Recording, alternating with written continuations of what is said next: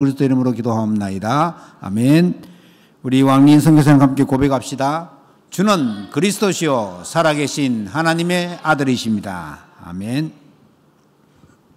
오늘은 예수 그리스도의 부활하심을 기념하는 부활 감사 예배를 드리는 날입니다. 예수님은 책 하나도 남기지 않으셨는데 지금 부활절 기념한다고 전 세계적으로 들썩합니다. 나라마다 조금씩 날짜는 틀려요. 뭐 성탄절 이거는 12월 25일 정해져 있잖아요. 그런데 부활절은 정해져 있지 않습니다. 뭐 음력에 해가지고는 뭐 보름 해지기 전, 그러니까 보통 한 4월 5일에서 4월 20일 사이에 이렇게 주일날 정해진다고요. 오늘 아침에 라디오를 듣는데 심각한 얘기를 하더라고요. 그 전 통계청장을 지내신 분인데, 뭐 우리가 늦게 아는 거지만은 하루에 40명 우리나라가 자살하고 있다. 충격적인 거죠. 많이 할 때는 47명까지 올라갔어요. 그 통계청장이 하신 말씀이 20년 전부터 우리나라가 전 세계의 자살률 1위다. 그렇게 얘기하고 있습니다. 참 어떻게 보면은 뭐 당연한 것 같기도 하지만은 굉장히 그 어려움에 많이 처해 있다는 말이죠. 막 기분이 좋은데 막 자살이나 하자 이래가 자살하는 사람은 없거든요. 너무너무 우울에 빠져 있거나 너무너무 힘이 들어가지고 있을 때에 언제 흑암 세력이 그 사람을 조종하게 되는 거죠. 어떤 청년이 아파트 위에서 10층에서 뛰어내렸는데 나무에 걸리가 안 죽었어요. 그래가지고는 그 친구에게 깨어나가지고 물어봤다고. 니 왜 뛰어내리냐? 누가 자기 귀에다가 자꾸 아파트 위에 올라가 뛰어내리라고 얘기를 했다는 거예요. 자, 그래 되면 그게 자기가 했는 게 아니잖아요. 그러니까 많은 사람들이 그런 식으로 해서 자살한다는 말. 그건 흑암 세력이 배후에서 조종했다는 말이거든요. 이 사람은 영적 존재이기 때문에 영적인 것이 배후에서 조종하게 되면 그런 식으로 위험한 일을 하게 되는 것입니다. 전에도 제가 말씀드린 것지만은 술 마신다고 다 알코올 중독되는 게 아니고 그냥 하투 친다고 다 도박 중독되는 게 아닙니다. 영적 문제가 심각하게 있는 사람이 술을 마시거나 영적 문제가 심각하게 있는 사람이 도박을 하거나 그러면은 중독에 빠지는 것입니다. 이게 이미 그렇게 빠졌다는 것은 굉장한 이 진행이 되어 왔다는 말이죠. 자, 우리가 오늘 부활절인데 하나님이 사람의 몸을 입고 우리 가운데 오셔가지고는 죽었다가 3일 만에 다시 살아나야지만이 그가 그리스도인 것이 증거되고 또 우리 인생의 사망 문제를 해결할 수 있다는 사실을 설명해 주는 겁니다. 그래서 바울은 말하기를 만약에 그리스도의 부활이 없으면 우리가 믿은 것은 헛것이다. 그런 얘기했습니다. 예수님은 하나님이신데 예수님이 이 땅에 오셔가지고는 30년을 사람의 모습으로 육을 가진 채로 살았기 때문에 보통 사람들은 그냥 목수 요셉의 아들인 줄로 착각인 거죠. 예수님은 그런데 어릴 때 기록이 잘 안 나오는데 누가 보면은 어린 시절의 기록이 나오는데 보통 사람과 달랐습니다. 성전에 가서 거기 성전의 서기관들과 율법학자들과 토론을 하기도 했답니다. 어린 소년이 30여 년을 육신의 부모 요셉과 마리아와 예수의 아우들과 함께 아버지의 일을 도우면서 살다가 30세가 되면서 하나님의 일을 해야 되는 시간표가 되었기 때문에 세례 요한에게로부터 세례도 받고 또 하나님의 허락하에 마귀에게 광야에서 시험도 받게 됩니다. 자, 예수님이 세례를 받았다는 말은 굉장히 중요한 말이에요. 세례 요한이 예수님이 세례를 받아 놓으니까 감당하지 못하겠다고 막 뒤로 물러났습니다. 그때 예수님이 세례 요한 보고 얘기했습니다. 네 세례를 내게 그대로 행해서 하나님의 구원을 이루라고 했습니다. 예수님이 세례를 받는다는 말은 우리의 모든 죄를 예수님이 대신 다 짊어진다는 뜻을 내포하고 있습니다. 그래서 예수님이 십자가에 못 박혀 죽으심으로 우리 죄를 대신 용서해 줄 수 있는 능력을 부여받는 의식이 예수님이 세례받는 거예요. 그래서 예수님을 세례를 준 세례 요한을 보고 이 땅의 난 중에서 가장 큰 자라고 얘기한 것입니다. 또 예수님이 시험 들은 이 시험도 우리가 받는 시험과 아주 유사합니다. 뭘 시험 받냐면은 첫째는 먹는 것을 시험 받았고 두 번째는 명예심을 시험 받았고 사탄에게 경배하라고 하는 시험을 받았습니다. 이것을 말씀으로 다 이기시고 결국은 천사들이 와서 수종들게 되는 그런 것을 우리는 성경에서 볼 수 있습니다. 그러고는 예수님이 제자들을 불러 모아서는 하나님 나라의 일을 3년 동안 딱 하셨습니다. 그런데 하나님의 뜻을 이루기 위해서 예수님은 결국 십자가라는 당시의 최고의 형틀에 못 박혀 돌아가시면서 모든 저주와 재앙과 사탄의 문제, 지옥의 문제를 십자가상에서 피 흘리시면서 다 끝내시고 그리스도 되신 증거로 3일 만에 다시 살아나신 것입니다. 우리가 알고 있는 사복음서에 보면 예수님이 부활하신 장면들이 쭉 많이 나오는데 특히 28장에 보면 마태복음 28장 부활하신 예수님을 보고 경배하는 사람도 있었고 직접 보는데도 불구하고 의심하는 자도 있다고 했습니다. 오늘하고 똑같잖아요. 유대인들이 얼마나 예수님을 확실하게 했냐면은 저 예수라는 사람이 살아있을 때에 내가 죽었다가 3일 만에 다시 살아난다 이렇게 얘기를 했기 때문에 혹시 살아나면 큰일이잖아요. 자기들이 십자가에 못 박혀 죽었는데 살아나면 이래가지고는 빌라도한테 가서 의논을 했습니다. 빌라도가 명령을 내가지고는 무덤에 3일 동안 굳게 지키게 해달라고 부탁을 했습니다. 그리고 예수님 제자들이 예수님 시체를 훔쳐가가지고는 살아났다고 하면 안 되니까 좀 지키게 해달라. 그러니까 빌라도가 너 그 종들이 있지 않냐. 너 그 종들 가서 지키게 해달라.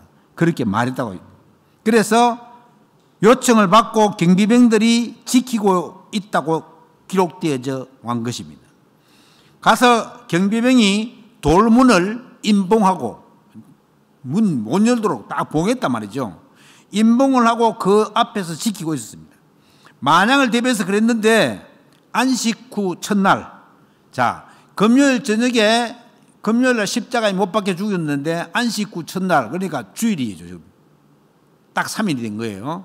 3일 새벽에 막달라 마리아와 또 다른 마리아가 무덤에 가서 시체를 썩지 않게 하기 위해서 기름을 바르려고 새벽에 갔는데 큰 지진이 나면서 주의 천사가 하늘로부터 내려와서 무덤을 막았던 돌을 굴려내고 그 위에 앉아 있는데 성경에 이렇게 되어 있습니다.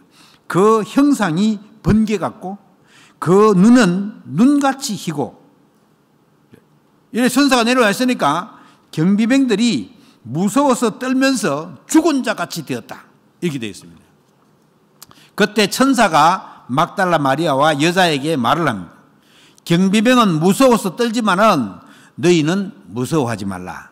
십자가에 달린 예수를 너희가 찾는 줄을 내가 아노라. 그가 여기 계시지 않고 그가 말씀하신 대로 다시 살아나셨느니라. 그가 누워있던 곳을 가서 한번 봐라. 그랬는데 여자들이 깜짝 놀래가지고는 빨리 제자들에게 가서 말했습니다. 너희보다 먼저 갈릴리에 가 있다고 말해라. 그래서 무섭기도 하고 놀라기도 하고 빨리 무덤을 빠져나오는데 거기서 예수님을 딱 만난 거예요. 그때 예수님이 그 여자들에게 말했습니다. 너희는 평안하냐? 그렇게 물으시니까 그 여자들이 놀라가지고 예수님의 발을 붙잡고 경배했다고 되어 있습니다. 예수님이 하신 말씀이 무서워하지 말라. 가서 형제들에게 갈릴리로 가라고 해라. 거기서 나를 보리라. 이렇게 해서 예수님이 다시 살아나신 것을 확인하게 됐습니다. 그런데 유대인들이 어떻게 했는지 여러분 아시죠? 죽은 예수님이 다시 살아났단 말이죠. 지키던 경비병이 놀라와가지고는 가서 제사장에 와서 얘기를 하니까 뭐라고 했냐? 잘못 본 거 아니냐? 와, 진짜 두 눈으로 봤다. 이렇게 된 거예요. 이러니까 경비병들한테 돈을 주면서 예수님의 제자들이 시체를 도둑질에 갖다 해라. 이렇게 시킨 거예요. 그런데 그게 돈 주면서 했는 거 그대로 증거돼 가지고는 나왔습니다. 성경에서 그렇게 기록되어져 있습니다. 마태가 기록한 예수님의 부활의 장면을 제가 말씀드렸습니다. 성경은 우리 인간을 구원하시기 위한 메시아, 즉 그리스도를 중심으로 기록되어져 있습니다. 요한복음 20장 31절 말씀에는 오직 이것을 기록하면 너희로 예수께서 하나님의 아들 그리스도이심을 믿게 하려 하시며 또 너희로 믿고 그 이름을 힘입어 생명을 얻게 하려 함이라. 그렇게 말했습니다. 저와 여러분의 영원한 생명인 이 그리스도를 얻고 참 인간답게 살기 위해서는 그리스도께서 죽으셔야 했고 다시 살아나셔야지 하는 것입니다. 그래서 우리가 먼저 알아야 할 것이 왜 인간에게는 그리스도가 필요한가? 인간 스스로 해결할 수 없는 불행의 근본 문제가 있기 때문에 그렇습니다. 로마서 3장 23절에 나와 있는 것처럼 모든 사람이 죄를 범하였음에 하나님의 영광에 이르지 못하였다. 지난주에 말씀드렸죠. 그 죄가 아담과 하와에게 출현한 사탄이 가져다 준 죄, 하나님을 떠나서 만들어진 죄, 원죄, 원래부터 있는 죄. 그러면 그 죄로 인해서 저주와 재앙이 계속 올 수밖에 없고 지옥의 배경 속에서 계속 살아가야만 되는 것입니다. 그러다가 결국은 죄의 삭선 사망이라 영원히 죽을 수밖에 없는 그런 상태로 빠지는 것입니다. 그러니까 하나님 떠난 모든 인간은 자신도 모르는 사이에 마귀의 자녀가 되어가지고는 마귀가 가져다주는 불행의 고통의 연속으로 살아가야 되는 겁니다. 이렇게 되면 이게 근본적인 문제라서 해결할 방법이 없기 때문에 인간에게 찾아오는 것이 바로 현실로 저주와 재앙으로 나타나게 되는 것입니다. 그게 뭐냐? 가장 문제는 영적인 문제로 다가오는 것입니다. 이 영적인 문제는 사람의 힘으로는 해결되지 않습니다. 자꾸 힘이 드니까 무당한테 물어보고 우상숭배하고 그렇게 하는 겁니다. 자꾸 하나님 아닌 다른 것에다가 마음을 빼앗기고 빌고 그러니까 정신적인 문제가 올 수밖에 없는 겁니다. 그리고 내가 원하는 대로 살 수도 없는 겁니다. 눌리고 시달리고 혼미하고 그러다가 보면 정신 문제 때문에 온전히 살 수가 없는 것입니다. 그러면 따라오는 것이 뭐냐? 육신의 질병이고 귀신이 가져다 주는 병도 있습니다. 그러다 보면 이 땅에 살면서 지옥 같은 삶을 살다가 죽어서도 고통 가운데 있는 지옥으로 가는 일들이 현실적으로 계속 나타나고 있는 것입니다.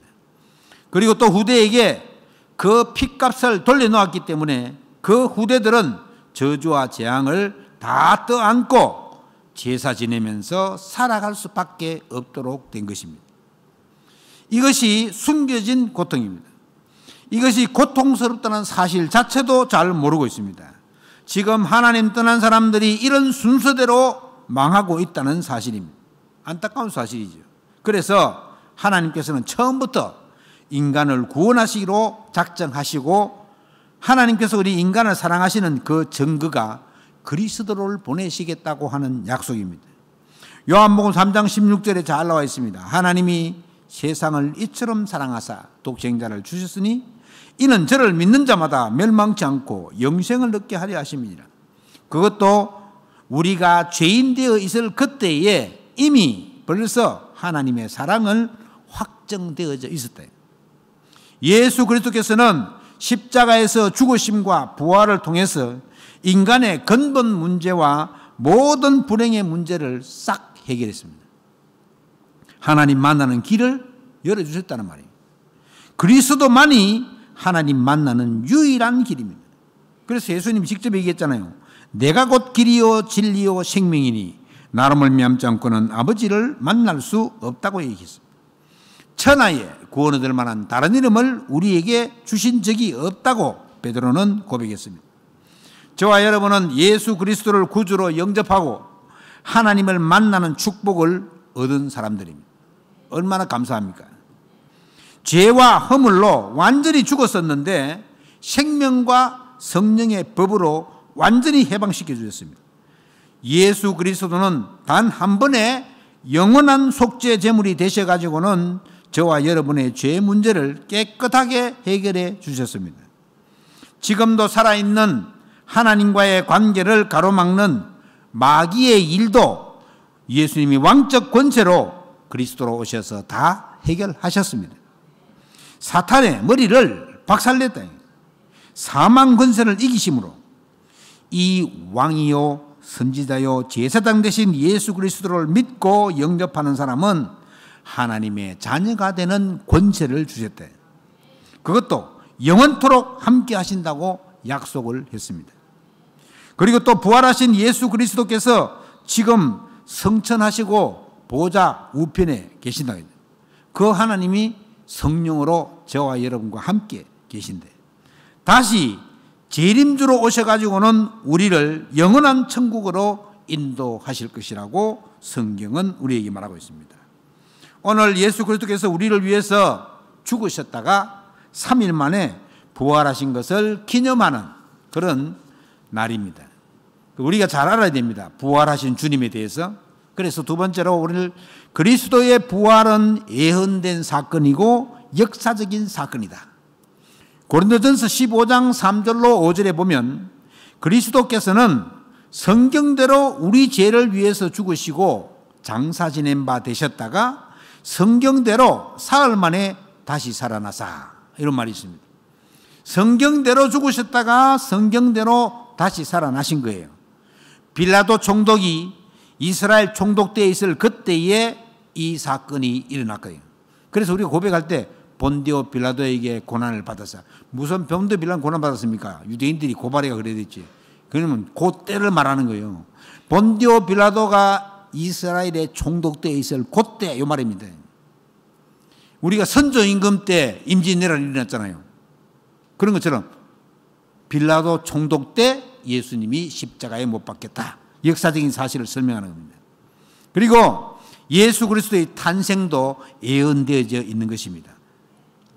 여자의 후손이 와서 뱀의 후손의 머리를 상하게 할 것이다. 범죄한 아담과 하와에게 범죄한 즉시 그리스도를 보낼 것을 약속하셨습니다. 이사야에게는 이사야 7장 14절에 예수 그리스도의 탄생을 예언했습니다. 보라, 처녀가 잉태하여 아들을 낳으리니 그 이름을 임마누엘이라고 하리라 하라. 그리고는 실제로 오셨습니다. 마태복음 1장 23절에 보니까 예수의 육신의 아버지 요셉에게 보라, 처녀가 잉태하여 아들을 낳으리니 그 이름을 예수라고 하라. 이렇게. 이름을 예수라고. 예수는 우리의 구원 이런 뜻입니다. 요수아 같은 뜻이죠. 호세아 같은 뜻이죠. 이사야 같은 뜻이죠. 그러니까 예수 그리스도를 보내셔가지고는 우리를 구원하시겠다고 이미 약속하죠. 누가복음 1장에 보면 예수 탄생이 예고되어져 있습니다. 마리아에게 분명히 요셉과 약혼한 마리아에게 천사가 찾아와서 이렇게 얘기합니다. 네가 잉태하여 아들을 낳으리니 그 이름을 예수라고 해라. 예수님의 탄생을 미리 예고했습니다. 그리고 예수 그리스도의 죽음도 예고된 것입니다. 이사야 53장에 보면은 그는 실로 우리의 질고를 지고 우리의 슬픔을 당하였거늘 우리는 생각하기를 그는 징벌을 받아 하나님께 맞으며 고난을 당하였다고 했습니다. 누구 때문이었습니까? 그가 찔림은 우리의 허물 때문이요 그가 상함은 우리의 죄악 때문이라. 그가 징계를 받음으로 우리가 평화를 누리고 그가 채찍에 맞음으로 우리는 나음을 받았도다. 우리는 다 양 같아서 그릇 행하여 각기 제 길로 갔거늘 여호와께서는 우리 모두의 죄악을 그에게 담당시키셨도다. 이 예수 그리스도께서 인간의 모든 질고를 다 해결하시고 모든 죄 문제를 십자가상에서 완벽하게 대속하셨습니다. 제일 마지막 말이 무슨 말입니까? 다 이루었다. 우리말로 다 이루었다죠. 헬라말로 테텔레스타이, 노예를 사고 값을 지불했다 이런 뜻이에요. 그러니까 완전히 끝났다는 말이에요. 그 예수 그리스도께서 육신을 입고 이 땅에 오신다는 사실을 요한복음 1장 14절에 말씀이 육신이 되어 우리 가운데 거하시며 우리가 그의 영광을 보니 아버지의 독생자의 영광이요 은혜와 진리가 충만하더라. 딱 말하고 있습니다. 예수 그리스도의 죽음도 다 예언된 것이고 예수 그리스도의 부활도 다 예언된 것입니다. 시편 16편 10절 말씀에는 이는 주께서 내 영혼을 스올에 버리지 아니하시고, 이 스올은 지옥을 말하는 겁니다. 스올은 주의 거룩한 자를 멸망시키지 않을 것입니다. 그리고는 요한복음에서는 막달라 마리아가 빈 무덤을 보면서 울면서 내 주님을 옮겨다가 어디에 두었는지 나는 모르겠다. 그 빈 무덤을 그렇게 이 땅에 아무리 성인 군자라고 하더라도 태어나면서부터 죽을 때까지 예언된 사람은 아무도 없습니다. 그런데 저와 여러분은 이런 축복을 받고 이 그리스도에 대해서 분명히 알고 부활하신 그 그리스도로 정인이라는 사실을 굉장한 자부심을 가져야 되고, 사실 믿는 것도 아무나 믿는 게 아니잖아요. 70억이 넘는 인구 중에서 제대로 믿는 사람 10억도 안 돼요. 거기에 지금 우리가 포함되어 있는 거예요.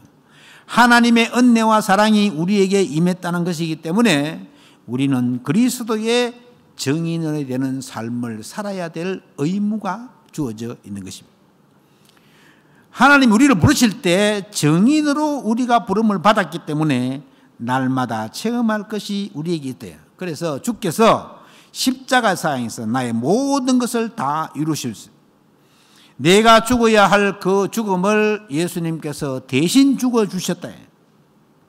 반드시 죽어야 될 우리가 예수님 만나서 그 죽음에서 해방된 것입니다. 진정으로 예수 그리스도는 나에게 하나님 만나는 길을 열어주셨습니다. 진정으로 예수 그리스도는 나를 죄에서 완전 해방시켜서 진정으로 마귀의 일들을 싹 다 멸하셨습니다. 이 고백을 날마다 하면서 그리스도께서 나의 영적인 문제를 다 끝내셨구나. 그리스도께서 나의 정신적인 문제도 다 끝내셨구나.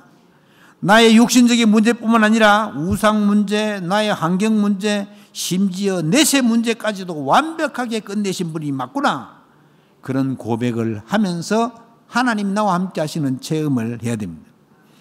이제 나는 죽고 없고 예수 그리스도께서 내 안에서 사시는구나. 내가 그리스도로 말미암아 참 구원받은 사람이 맞구나. 조용히 나를 돌아보며 점검하면 하나님의 큰 은혜가 임하게 될 것입니다. 우리는 막 뭘 큰 거 대단한 거 하려고 합니다. 그렇게 안 해도 됩니다. 여러분들이 예수 그리스도를 위해서 큰 업적을 남길 수 있습니까? 남길 수 없어요. 조용히 고백하면 됩니다. 나를 하나님 자녀로 불러주신 것에 대해서 감사하고. 왜 부르셨을까요? 저와 여러분보다 잘나고 훌륭한 사람이 많은데 왜 저와 여러분 부르셨을까요? 저와 여러분들만이 정인으로 설 수 있기 때문에 부르신 것입니다. 똑똑한 사람, 돈 많은 사람 불렀나 보세요. 그 사람들이 정인으로 서겠습니까? 안 섭니다. 그렇기 때문에 하나님이 정인으로 쓰시려고 우리를 부르시대. 그래서 우리가 내년부터는 부활절에 새생명 초청잔치 이런 것도 해가지고는 많은 사람들을 예수 믿을 수 있도록 도와줘야 돼요. 지금부터 기도하고 계시기 바랍니다. 아, 내년 추수감사절에는 새생명 축제를 하겠구나. 빠르면 올 추수감사절, 내년 부활 때까지 갈 것도 없이. 그래서 우리가 정인된다고 했는데 눈으로만 읽고 있으면 안 되겠잖아요. 정인돼야지. 자, 우리도 준비를 해서 정인으로 서야 되겠습니다. 우리는 세상의 빛입니다. 빛으로 부르셨어요. 빛은 어두움과 상관이 없습니다. 흑암 속에 묻혀 있으면 안 됩니다. 우리가 빛이기 때문에. 저와 여러분은 왕 같은 제사장으로 부르시고 그리스도의 빛을 전하기 위해서 우리를 불렀다고 베드로전서 2장 9절에 분명히 얘기하고 있습니다. 그래서 그리스도의 정의는 본 자요, 들은 자요, 보고 들은 것을 말하는 사람입니다. 생각 속에 넣어놓고 마음 속에 넣어놓고 있어서는 안 됩니다. 담대하게 선포할 수 있어야 되겠습니다. 저는 우리 서현교회가 마가다락방 교회와 같은 그런 교회 되기를 기도하고 있습니다. 우리 서현교회가 안디옥 교회와 같은 그런 교회가 되기를 기도하고 있습니다. 마게도냐 교회와 같은, 로마 교회와 같은 그런 교회가 되기를 기도하고 있습니다. 다윗은 1,000망대를 세웠다고 하는데 우리 서현의 모든 중직자분들은 내가 있는 지역에 망대를 세워야 됩니다. 하나님의 망대를.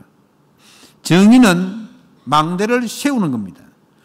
그래야지 빛을 발할 장소가 있는 거 아니에요. 다 같이 정인으로 망대를 세우는 축복 속으로 들어가게 되기를 주의 이름으로 축원합니다. 그냥 막 어려운 것 만들어내라는 게 아니고 하나님이 함께 하시겠다고 약속했기 때문에 내가 어디에다가 결론을 내야 됩니까? 이 천국 복음이 모든 민족에게 정언되기 위하여 온 세상에 전파되리니 그제야 끝이 오리라. 온 세상에 복음이 전파되는 정인으로의 삶을 우리 보고 감당하라고 하는 것입니다. 이것을 위해서 권능을 받아 그렇게 했잖아요. 그래서 성령으로 권능을 받고 땅 끝까지 정인이 되리라고 반드시 된다고 말씀하고 있습니다. 여러분, 사명 감당하지 않고는 집안 문제는 절대 끝나지 않습니다. 속지 마시기 바랍니다. 우리가 사명을 감당하고 있으면 하나님이 그 사명 감당에 필요한 모든 것을 채우십니다. 말이 맞잖아요. 사명 감당을 해야지 하나님이 우리의 필요를 채우시죠. 그냥 필요를 채우시겠습니까? 아무것도 안 하고 있는데. 아무것도 안 하고 있는데 그냥 필요를 채우면은 자기가 잘해서 된 줄로 착각해가지고 하나님께 영광 돌리지 않고 자기 잘난 맛에 산단 말이죠. 우리 옛날에 다 그랬잖아요. 내 잘난 맛에 살았잖아요. 이제는 이게 아니구나. 하나님이 역사하신 거구나. 내가 한 게 아니구나. 그 말입니다. 그래서 모든 민족으로 가서 제자 삼으라. 그때는 예수님이 이 말씀하실 때는 비행기도 없었어요.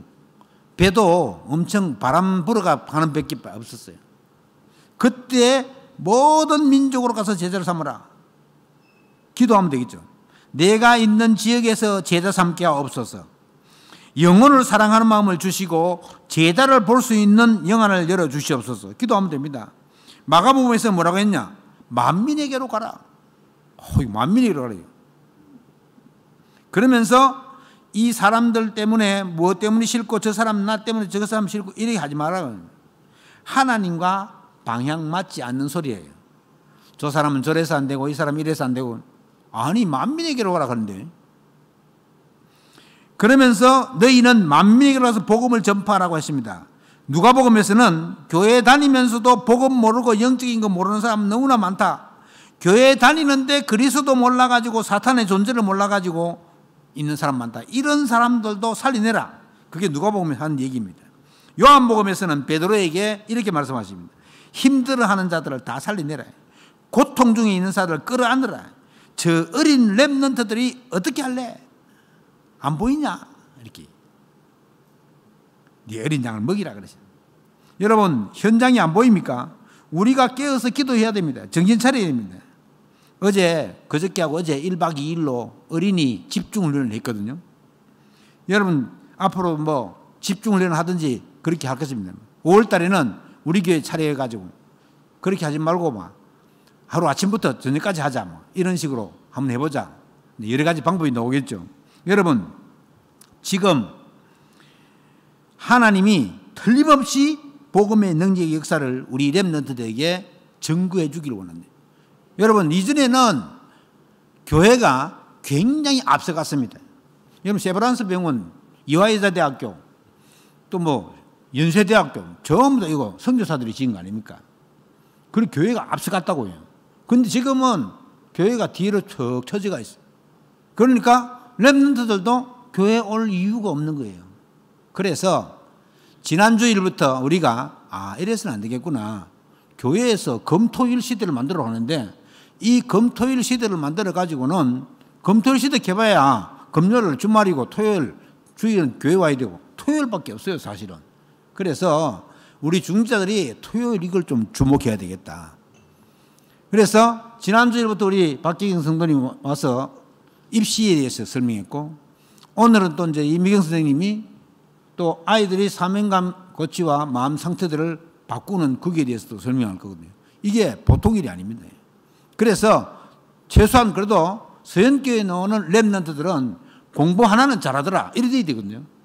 아니 그래야지 뭐 불신자 데려올 이유가 생기지 않겠습니까? 예수 믿어라 그냥 복 받는다 이래 가지고는 전도도 안 되고 또 안 되는 거예요. 그래서 우리가 정말 하나님 시간표에 맞게 또 이제 이런 선생님들을 보내주셔 가지고는 그분들로 통해 가지고는 교회가 렘넌트들의 학업을 어떻게든 이렇게 서밋으로 바꾸어 나가는 거기에 일조하려고 기도하고 있습니다. 여러분, 우리 모든 중직자들은 거기에 기도해야 되겠습니다. 제가 지금 한 30년 가까이 복음을 선포하고 있는데 이제는 더 이상 시간이 없습니다. 그리고 선교도 이제는 막 우리 앞에 막 닥쳐왔습니다. 또 이제 8월 달에 아르메니아 선교 간다고 지금 아르메니아 담당하시는 목사님이 계속해서 연락이 오고 비행기표 지금 다 끊어놨다고 지금 비행기 표값 보내라고 막 그렇게 얘기하고 있어요. 자, 우리가 이번 장로님 기도하신 것처럼 26차 세계 선교대회를 앞두고 있는데 우리가 3명의 선교사를 초청해 여러분 전부 다 선교 헌금에 동참해 주시기 바랍니다. 그래서 제대로 된 초청을 할 수 있도록 지금 비행기표 값도 보내야 되고 체제비도 보내야 되고 오면 또 제주도 또 우리 박재건 선교사님 부부는 제주도까지 오실 거거든요. 그리고 왕린 선교사님은 이번에는 못 와도 4월 말에서 5월 초에 회사에서 전적으로 휴가할 때 그때 제주도 오신다고 얘기했어요. 그래서 우리가 이런 부분들을 부활의 날에 해야 할 그런 생각들을 한번 해봅니다. 그리스도의 천명, 하늘에서 내린 명령, 이 일을 위해서 수고하고 기도한다면 하나님의 천명을 위해서 헌신한다면 하나님의 큰 은혜가 반드시 임하게 될 것입니다. 한 번은 이 은혜를 맛보고 가야 될 것 아니겠습니까? 우리 렘넌트들에게 한 번은 이러한 사실들을 보여주고 본을 받으라고 얘기하고 가야 되지 않겠습니까? 잠잠히 묵묵히 계시지 말고 이제는 그리스도를 담대히 선포하는 정인의 자리에 서게 되기를 주의 이름으로 축원합니다. 저와 여러분이 하나님 만나지 못했으면 어떻게 되겠습니까? 우리는 완전히 죄와 사망에서 생명과 성령으로 옮김받은 하나님의 자녀입니다. 한 주간 진짜 눈물로 기도하면서 하나님의 천명을 이룰 자로 서게 되시기를 주의 이름으로 축원합니다. 이 부활주일에 하나님의 응답과 능력의 역사가 여러분들에게 반드시 있게 되기를 주의 이름으로 축원합니다. 기도하겠습니다. 부활의 날에 함께 예배할 수 있게 하시니 감사를 드립니다. 그리스도의 부활이 예언된 사실임을 알고 제대로 믿고 모든 인간을 절대로 해결할 수 없는 그리스도가 아니면 근본 문제 해결이 안 되는 그 속에 빠져 있다는 사실을 알고 하나님이 우리에게 맡기신 천명 거기에 도전하는 이번 한 주간 되게 주님께서 인도하여 주시옵소서. 주께 감사드리며 우리 주 예수 그리스도 이름으로 기도하옵나이다. 아멘.